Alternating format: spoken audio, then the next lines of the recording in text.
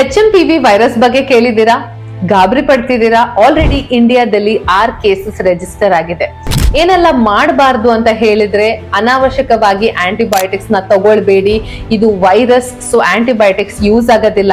Blood sugar levels high ಇದ್ರೆ ಅದನ್ನ manage ಮಾಡ್ಕೊಳ್ಳಿ, ಕಡಿಮೆ ಮಾಡ್ಕೊಳ್ಳಿ.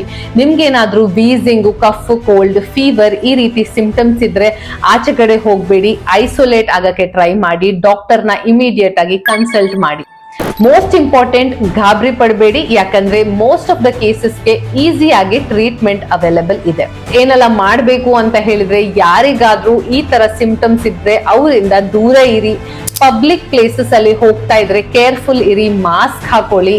ಆಮೇಲೆ ನಿಮ್ಮ ಹ್ಯಾಂಡ್ಸ್ ನ ರೆಗ್ಯುಲರ್ ಆಗಿ ಸ್ಯಾನಿಟೈಸ್ ಮಾಡಿ. ಅದ್ರ ಜೊತೆಗೆ ಒಂದು ಒಳ್ಳೆ ಇಮ್ಯುನಿಟಿ ಇಂಪ್ರೂವ್ ಮಾಡೋ ಅಂತ ಡಯಟ್ ನ ತಗೊಳ್ಳಿ.